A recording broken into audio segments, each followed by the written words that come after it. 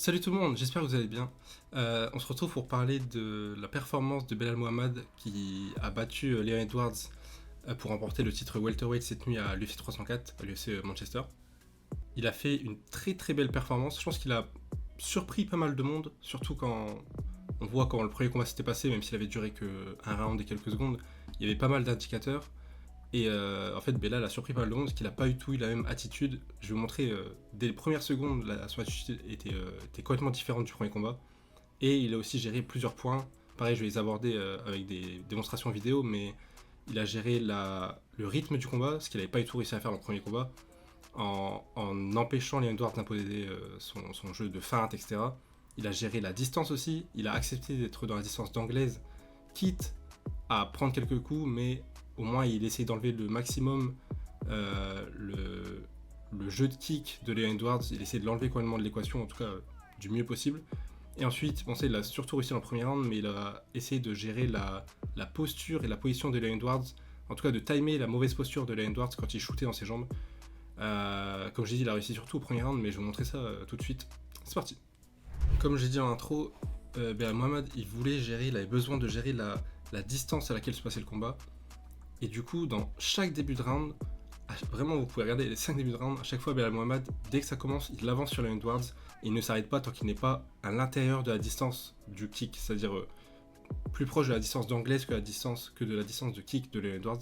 Et là vous voyez directement, il se rapproche et il se met directement à une distance où là s'il envoie son jab, ça touche obligatoirement Leon Edwards, enfin pas obligatoirement mais en termes de distance je veux dire, il va forcément toucher. Alors évidemment Leon Edwards peut le toucher aussi, mais au moins il enlève la dangerosité des kicks de Leon Edwards et ça fait quand même beaucoup la différence pour lui offensivement pouvoir prendre confiance, pouvoir mettre son jeu en place, mais aussi pour pouvoir obliger Leon Edwards à être méfiant et à réfléchir à ce qui arrive en sa direction, quoi. Je vous montre juste cette séquence là parce que c'est l'un des seuls moments dans le combat où Belal il a repris l'attitude qu'il avait dans le premier combat avec Leon Edwards. Souvent dans ce premier combat là, il réinitialisait un peu ses actions, j'en ai parlé sur TikTok, mais il se passait quelque chose et puis il se stoppait, il se remettait, il rebaissait ses bras, il reprenait son souffle, il réinitialisait et il repartait. Il l'a fait une seule fois dans le combat de cette nuit et c'est un moment où Leon Edwards du coup a pu avancer, donc je vous montre la différence entre la séquence que je vous ai montrée juste avant, qui était ce qu'il a fait la majorité du combat, et cette séquence là. Regardez ici, il réinitialise, hop, il rebaisse les bras et du coup Leon Edwards il a gagné 1 mètre et il a pu mettre son jeu en place et du coup il touche pas son bras arrière mais il fait reculer Belal, il est à la distance à laquelle il veut être, il gère un peu plus le rythme, il le touche, il se fait pas toucher et c'est exactement ce qu'il faut éviter avec Leon Edwards. Belal Mohamed il a fait l'erreur une fois dans le combat, il a pas payé, bon il a quand même pris un kick et quelques coups mais il a pas payé, il s'est pas fait mettre KO quoi. Pour pouvoir gagner le combat, Belal Mohamed il avait besoin d'obliger Leon Edwards à défendre, même s'il n'arrivait pas forcément à l'homme au sol, il fallait qu'il l'oblige à défendre. Bon, au final, il a réussi à l'homme au sol, mais bref. Mais en tout cas, pour ça, il devait gérer les 3 points dont je vous ai parlé, donc le rythme qu'il a essayé de gérer du début à la fin du combat. Là, vous allez voir, c'est lui qui essaie de dicter, c'est lui qui, même s'il met pas de coups, juste son attitude fait la différence parce qu'il est proche de Leon Edwards. Ses mains bougent, il essaie d'attraper les mains de Leon Edwards, il feinte avec des changements de niveau, il bouge la tête, et juste ça lui permet de dicter le rythme et d'empêcher Leon Edwards d'être à distance à laquelle il veut être, de feinter, d'avoir des réactions, etc. Ensuite, il a aussi géré, comme je disais, à distance, parce qu'il rentrait tout de suite en distance anglaise. Et la troisième chose qu'il fallait gérer, c'était la position de Leon Edwards. Le moment où il l'a le mieux fait, c'est sur son tout premier takedown. Vous allez voir que Leon Edwards, quand il recule, quand il est proche de la cage et qu'il recule, il y a un moment où il se tient droit. Parce qu'il recule sa jambe avant pour la faire reculer. Et donc il se tient droit. Et donc c'est le meilleur moment pour shooter dans les jambes. Et c'est exactement le moment qu'a choisi là Belal. Et on voit que Leon Edwards, il a les jambes, ça se voit pas bien là, mais ses jambes, ses pieds sont alignés. Et il se tient droit au moment où Belal commence à shooter. Donc Belal a un temps d'avance sur lui dans son takedown. Là, il arrive à lier ses mains instantanément parce qu'en plus, il y a la cage qui est juste derrière. Et il l'amène au sol sur ça. Ce takedown là, c'est le meilleur takedown de Belal en termes de timing. Dans les autres takedowns qu'il a réussi, il n'y a pas cet aspect là de position, de mauvaise position de Leon Edwards. Alors je vais juste vous montrer une séquence dans laquelle Leon Edwards a cette posture, cette mauvaise posture entre guillemets dont je parle, où il est droit et ses jambes, ses pieds sont alignés. C'est un moment où Belal ne shoot pas, donc vous allez probablement plus facilement voir ce dont je veux parler. C'est juste ici. Ici là il est droit, il se tient beaucoup plus droit que quand il essaie de striker. et il vient de reculer sa jambe avant, donc ses pieds sont à peu près alignés. Là, Belal n'a pas shooté, mais c'est un moment où Belal aurait pu shooter en théorie, ça aurait été un bon timing pour lui. Là ensuite, Leon Edwards reprend sa position et ressort, mais voilà, c'était juste pour vous montrer la position dont je parle. Le deuxième takedown que réussit Belal, c'est celui-là. Et encore une fois, c'est un moment où il est en train de gérer le rythme.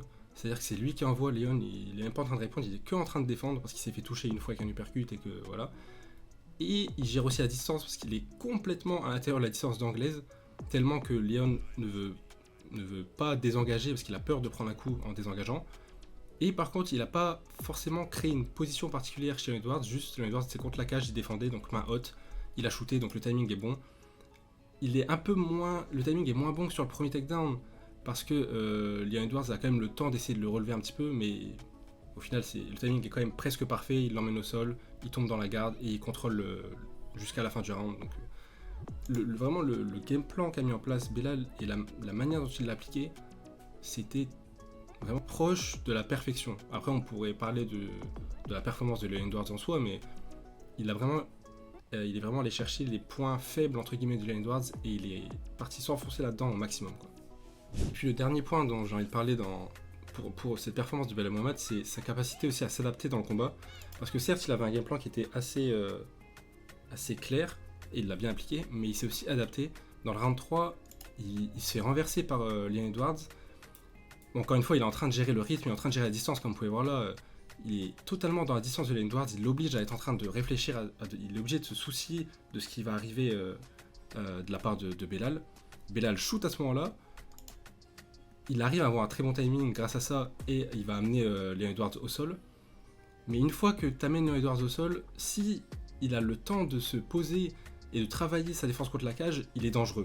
Parce que c'est l'endroit où il est le plus fort. Si tu es en face de lui, en plus de ça, il va réussir à trouver des solutions. Et là, c'est exactement ce qui se passe dans ce round 3 là.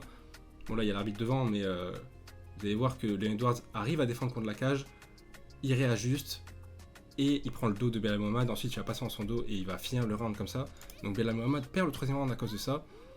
Et dans le round 4, il se passe vraiment le même début de séquence, sauf que Belal Mohamed, au lieu de rester en face de Leon Edwards et de le laisser travailler, il va directement passer dans le dos et gagner le round grâce à ça.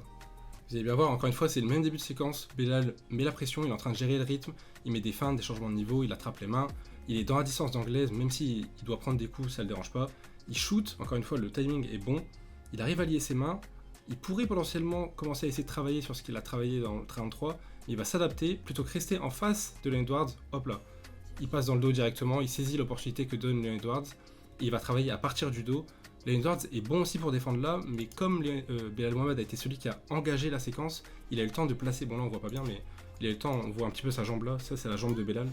Il a eu le temps de passer sa jambe et sa hanche entre la hanche et la hanche de Leon Edwards, et la cage, ce qui lui permet de directement passer un crochet. Et Leon Edwards n'a pas le temps de réajuster pour enlever le crochet, donc il passe le deuxième crochet, il prend le dos et il gagne le round sur ça. Ce qui est sûr, c'est que le game plan qu'a préparé l'équipe de Belal Mohamed et la manière dont Belal Mohamed l'a appliqué, c'était d'un très très haut niveau. Comme j'ai dit, ils ont parfaitement su trouver les failles de Leon Edwards et ils se sont engouffrés dedans au maximum.